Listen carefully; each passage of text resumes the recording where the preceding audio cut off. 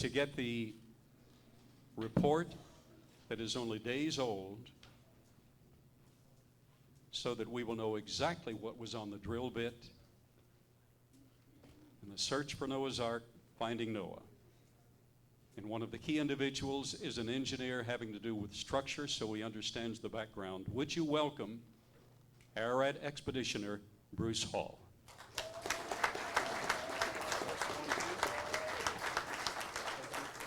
Is my mic on? Can you hear me? Excellent. I'm honored to be here, and thank you so much, and Dr. Baugh, and Dr. Judkins, and Alan, and everybody who put this together. I want to talk a little bit about myself.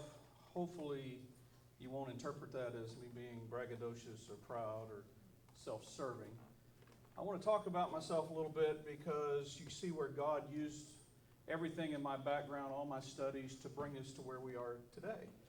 And that's here at the ARK-A-THON. Way back in the day, I'm going to show you a picture of a younger me, if you can. I had the privilege of going to Texas A&M University. Excellent. Where I studied architectural engineering. And in that studies, I had to go through certain structural courses. And two were in steel, one was in concrete, and the other was just in wood. And sometimes when you go through college, you think, what in the world am I ever going to use this for? Because I wasn't going to be a structural engineer. I was going to be an architect.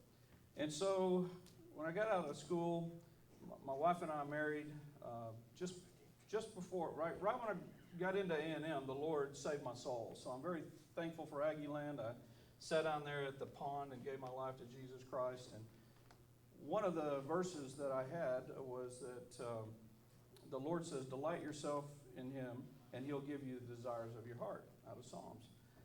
And so while we were courting, that's why I bring my lovely wife up to you, I mentioned to her, I would like to go and climb Mount Ararat. Now, I know a lot of people probably said that, but, that got put in the banks, and years went by, and I jumped out into the workforce, and I went to work for Southwestern Laboratories, and they put me in the bituminous materials department.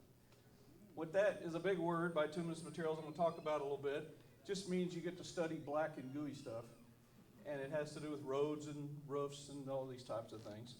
So I got that opportunity to cut my teeth in a laboratory, and God has used that down through all the years, because in the laboratory, and I'm not going to read everything on these slides, you can read them, we had to learn ASTM, which is the American Society of Testing and Materials. And so I became very entrenched in understanding my clients were Shell, Exxon, and DuPont. So I had to know my stuff. I had to go give seminars to them about what we're testing, and I studied under some of the best asphalt testing engineers in the state. Just saying that as background, because that's what I started my career doing, and it morphed into what's now called forensic architecture, where I go to older buildings usually, and I look at what's wrong with the building. Just like Noah's Ark, I normally look to see how we can keep the water out and the dry in, keep the bad air out and the good air in. So that's what I've been doing to make a living for 30 years.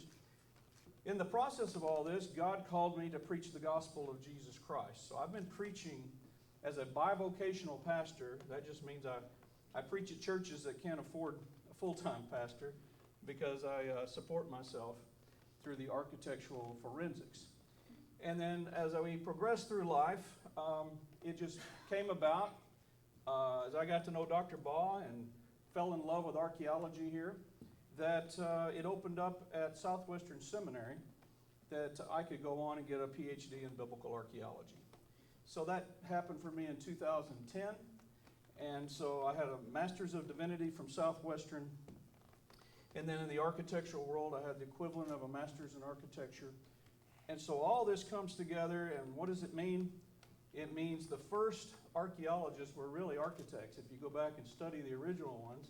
And so I had a good basis for understanding buildings and antiquity. And then now I'm able to study on a PhD level. I've been to Israel 4 times and blessed with several discoveries over there. And of course, through my dealings with Dr. Randall Price, that's how I ended up going on the Noah's Ark dig. And he said, great, you're an expert in bituminous materials, or bitumen, or whatever you want to call it, black gooey stuff. And I said, yeah, because if we hit the ark, probably the first thing you're going to find is that, like it says in the Bible, that the ark was covered with what? Pitch. And so I'd be able to recognize that type of material and go from there. So essentially, all this God has put into a progression. Now, I hope someday to do archaeology full-time and do my architecture part-time, but right now it's the way God has it. And I'm so thankful that I got to go to Mount Ararat and be a part of the movie. By the way, we didn't climb the mountain to be a part of the movie. We were going to climb the mountain where the Hollywood came or not, but it sure was a blessing to have Hollywood go with us. And I'll give you a little inside tip here. All the crew, the Hollywood crew, were betting that I'd be the one who couldn't make it to the top. Can you imagine that?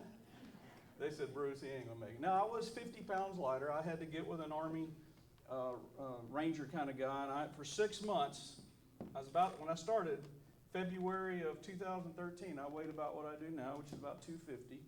And by the time I set foot on Mount Ararat, I was under 200 pounds. And when I got down from Mount Ararat, I was about 180. That's what I played high school football at.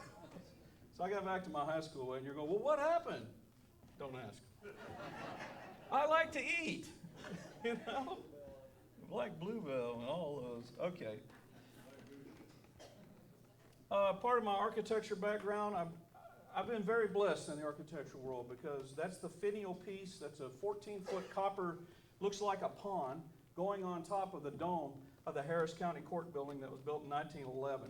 It got knocked off with lightning about 1920, and so I became the architect who had the opportunity to redesign it and reinstall it. So probably my favorite project, even though I also had the opportunity to work on the Alamo.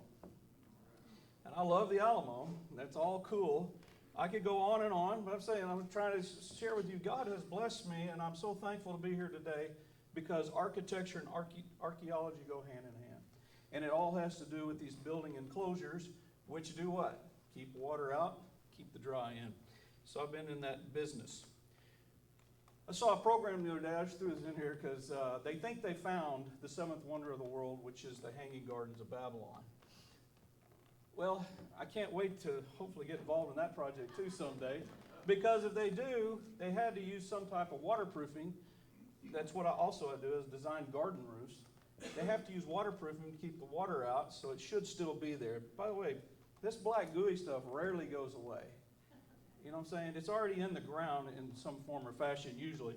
And that first slide I showed you, it was all natural stuff. In fact, there's one down near south of Junction, Texas. There's a natural tar pit that we get a certain type of bituminous material straight from the ground. It wasn't until 1929 and like 1937 that we actually start refining them into the really wonderful products that we have today. And then in the 50s and 60s, we added plastics and polymers, and that's what makes it so complicated and what makes me a registered building envelope consultant. That's the fancy way of saying forensic architect. So anyway, here we are. Let's get to the mountain and to the stuff. So here we go over to Turkey. I know of Aaron, but I don't know him real well. And my wife's telling me, Aaron's going to be there. Well, I did 5 weeks of hard labor of archaeology in Israel, and then my wife and I went on a little excursion of Israel, and then I flew to Istanbul, Ankara, and then Kars. Kars is not real close to Dagobazit, as y'all have heard. Dagobazit is kind of the main town to make your way up the mountain. But I flew in all by myself. And I didn't have a cell phone. I didn't speak Turkey. And I get all the way to my destination. I'm waiting for my crew who's supposed to pick me up, and they don't show up.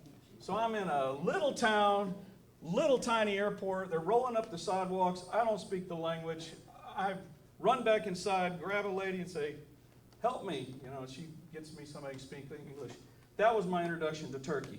Then I'm going with a general who doesn't speak English, taking me to the mountain. I had him stop on the side of the road because that's the first time I got a good look at the mountain. And I'm telling you, it's scary. It's daunting. It really just comes right up out of the plain. And if you've ever seen Pikes Peak's tiny compared to this thing. Pikes Peak. In fact, the lesser Ararat's about the size of Pikes Peak. I'm trying to see what I put on these slides. Okay, a lot more stuff about archaeology and where bituminous materials, and I'm not going to bore you with that. If you can read and listen at the same time, I know most of you are that talented, just go for it. But I want to point out to you the Noah's Pitch. I had someone come up to me after we had the premiere of the movie, and they said, well, it couldn't be asphalt because that's made from dinosaurs, and blah, blah, blah, blah. And I said, okay. Well, I want everybody to know there were tar pits near the Dead Sea. Everybody know that? You know, the 4 and 5 kings fought, and some fell into the tar pits. So we can't say that tar is some, later version or something. It's readily available, but we don't know what the pitch of Noah is. We all think it's either some type of tree sap, which, by the way, is a bituminous material. I had another scientist trying to tell me it's not. I said, hey, wait a minute. I spent years in a bituminous material lab. Tree sap is a bituminous material along with asphalt and coal tar pitch and all those. But if I say resin, I say tar, I say those things, I'm speaking of them collectively. The Dead Sea. Anybody know what the Dead Sea used to be called? No, not the Salt Sea. The Asphalt Sea. Yeah. So there was a lot of asphalt in that area. It could have been what was pitched. It could have been a tree sap. We don't know. There's lots of things out there. It was covered earlier, but the one thing I'm thinking from my structural engineering background is how is the ark put together? In fact, this morning is the first time I heard that Ed Davis said it was put together with metal. That was awesome. So somebody asked me, Bruce, Aaron and I were doing a program today, what are you looking for? I said, man, if I'm stepping into the ark, I'm looking to see how it's connected together. And as you know, and we brought it out in Genesis 4:22, it says Tubal-Cain worked with bronze and iron. That means that's chapter 4 is before 6, so we believe they had that technology. It's confusing in the archaeology world because we talk about the Iron Age and the Bronze Age, and those ages are more of industrialization of the material, not somebody who's working with it on a local level. Okay, the ark. There's lots of questions about how it was structurally built. I just want to go over this because this is what I'm thinking, is that any ship that's built that long has to have a lot of structure through it. And in structures, from one end to the other, in buildings and everything, we call those shear walls. They can be the gopher type of wood, the laminated beams, if you will, that can run from one to the other. And I did that red part there to illustrate that you could have two big shear walls connected together, and at the bottom, and what does that form? Forms like a box beam. If you looked up over your garage sometime, you see some 2x12s or something running across. If you got a 2-car garage, it's the same concept. It's called stiffness through geometry. It means you take wood and you pile it up high enough, and over a stretch, it will withstand the loads of bending. I put the ark down here and drew in my own little waves because, when you're out on a tumultuous ocean, you can get these swells, and if the ark had to go and span between one swell to another, it needs some resistance to bending, so it wouldn't bend like a noodle down with the waves. In fact, some people, I saw a documentary on the Edmund Fitzgerald that went down in the lakes up there. They think this is what happened one way or the other. Either the swells got so big that it cracked in two, or one swell came up so big that it cracked the other way. You have to have resistance to bending. So when I'm headed up there, that's what I'm thinking for. I took the Ed Davis sketch here, and I put that box beam over the end. Can you see the end where it could run from top to bottom? You see that? That's what I believe that we'd be looking for, and that's what Ed was showing in the ark. It's a way of making it. It's really the old school idea of an ice tray. Do y'all still have ice trays? Or y'all use... Well, back in my day, we had these aluminum ice trays. My dad said, give me some ice.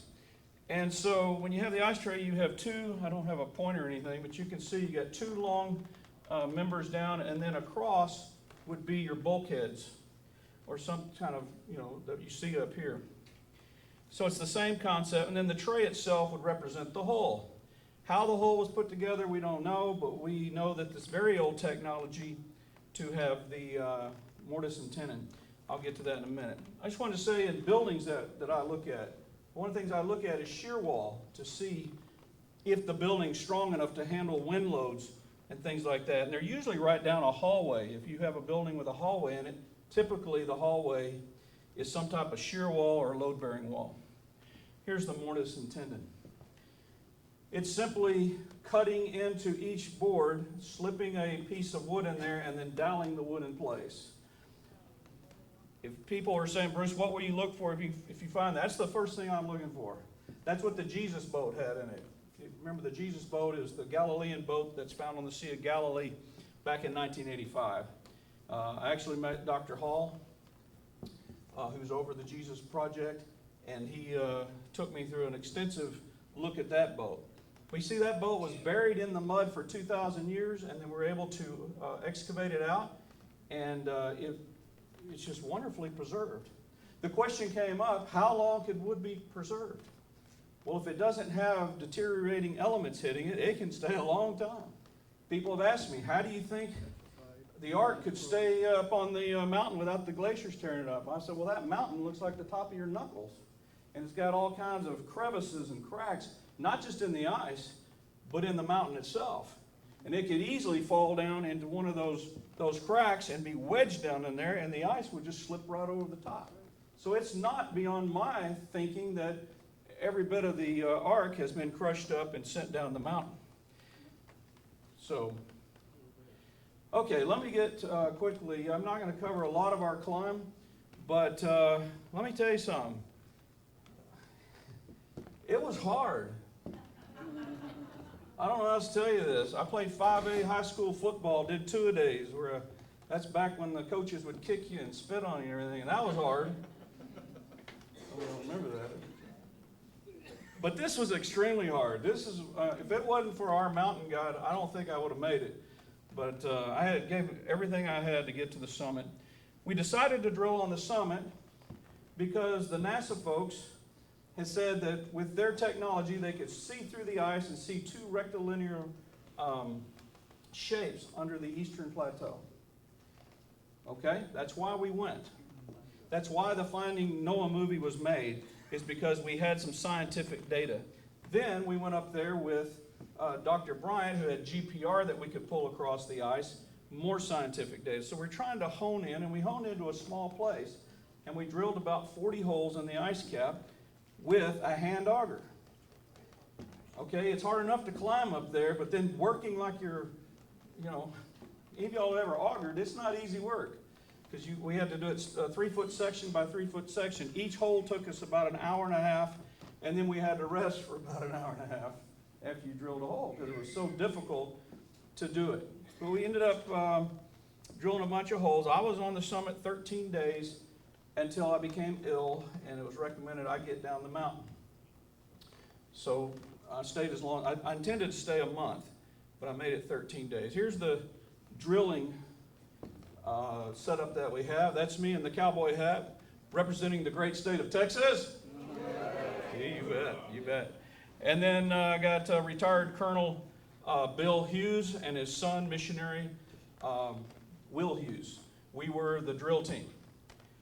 And I was going to do the kicking stuff, but as you can see, y'all don't want to see that. You want to hear about our drilling operation. I'll stick to the facts here then. Okay, so we went up and we drilled on kind of a grid. We're based on what we were getting. We had a satellite phone, and we had the guys from NASA telling us, look here, look here. They said, we see something under the ice cap that's not rock and it's not ice. Okay, and Dr. Randall Price knows these guys, and he says they've actually found some other things for him in Israel. So this is not bad data. This is good data.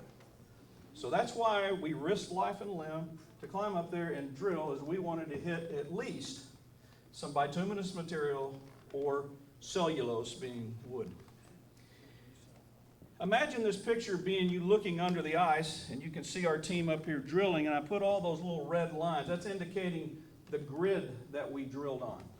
And then I put Ed Davis's picture in here showing where an arc may be, and I put a yellow line in there to show you that he was illustrating, or I'm not sure if you drew this one or not, but illustrating where the rubble, the rocks on top stopped, and then you could see the arc. Again, we don't know what we're drilling into. We're just drilling, okay? And in drilling, we drilled what we call refusal.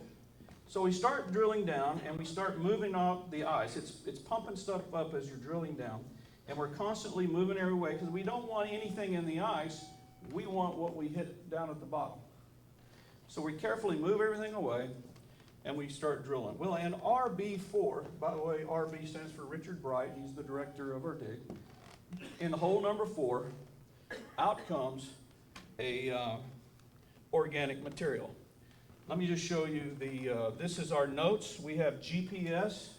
We're able to document every hole to GPS. So that's great technology.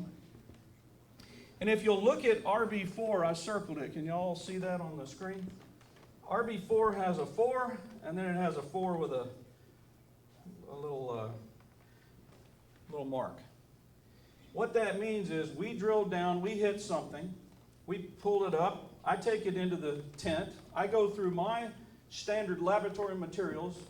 The same test you saw in that picture of me when I was 24 years old is the same concept of test that I'm running in the tent at a makeshift laboratory on top of Mount Ararat. Is I'm taking a tin full of stuff, and I'm putting it on an open flame, just like a Bunsen burner, and I'm melting off the ice, and I'm moving away the rocks that don't melt, but anything else that melts, that's very interesting. Why? Because bituminous materials is susceptible to heat. It starts to flow. Okay, it's what we call a temperature-susceptible material. And so here in RB4, I've been doing this for all these other ones. RB4, not only did something start to melt, it started to swell up on me. If you saw Jurassic Park, you saw basically what I saw without the mosquito.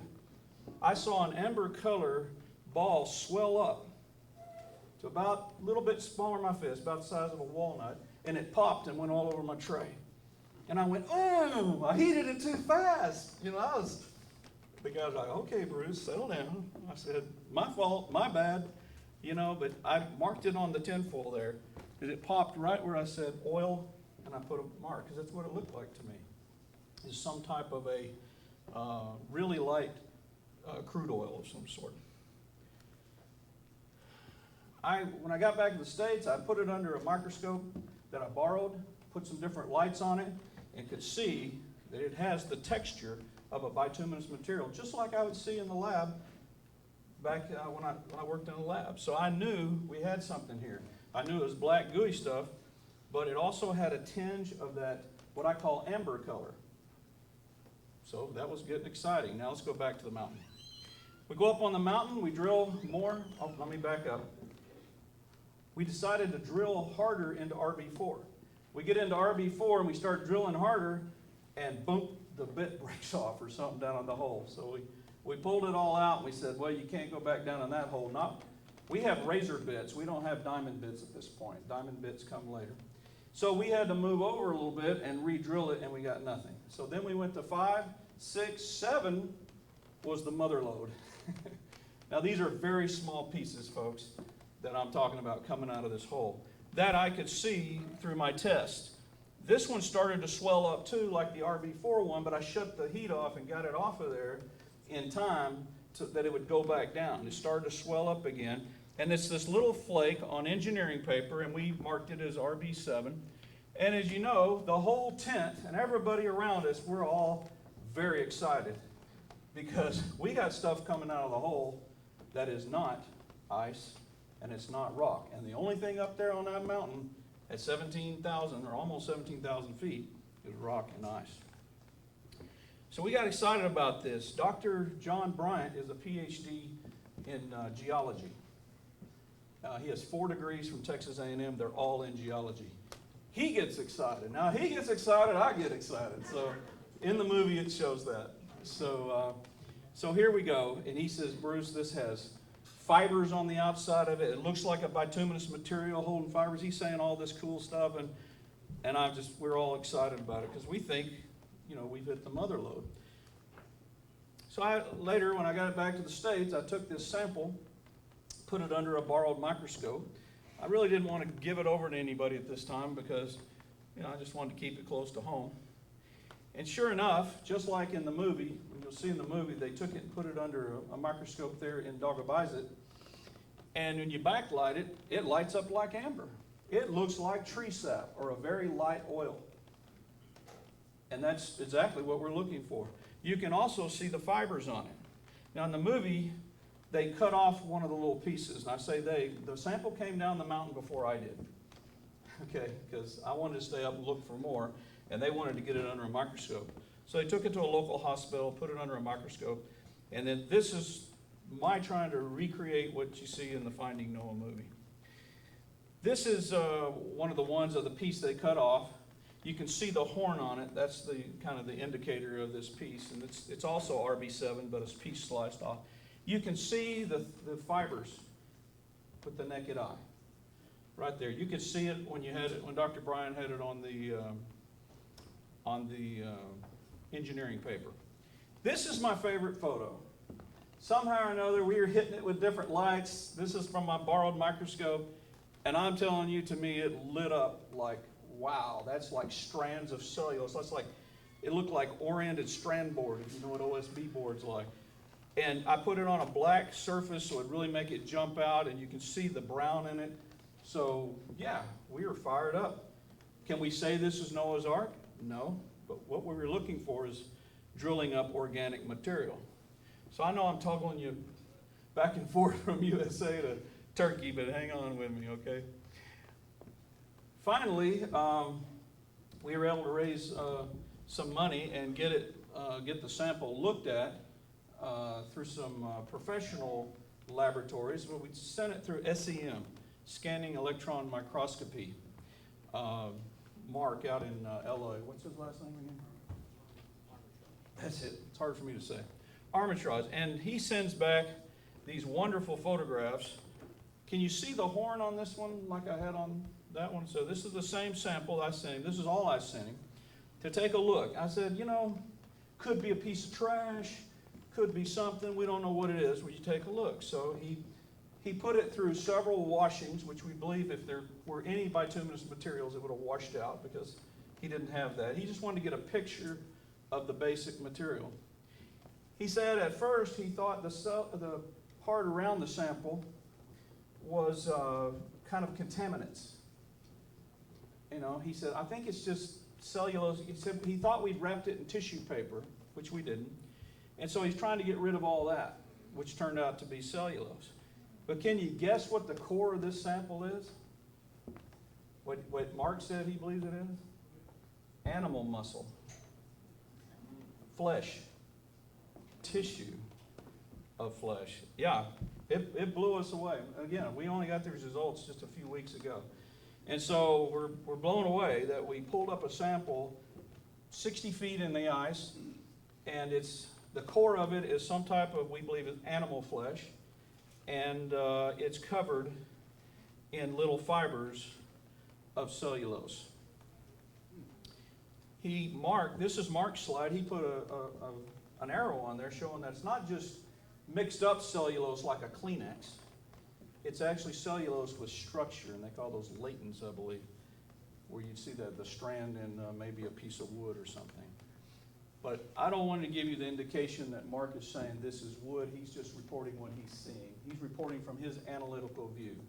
So I don't want anybody to walk out of here and say, hey, in 2013 we pulled up a piece of Noah's Ark. We don't know that yet. We are going to have to go a little further in our study to make some more conclusions. So this is the first part.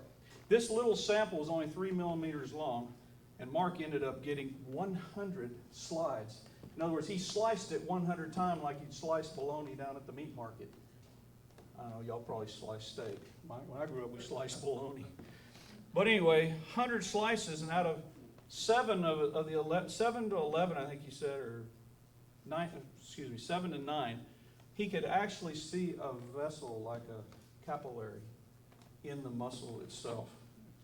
So this is a couple of the slides that he took, and he's showing you, he's pointing to where the capillaries are. Can y'all see that on the screen down here? It's very tiny up here. Okay, this is part of his analysis.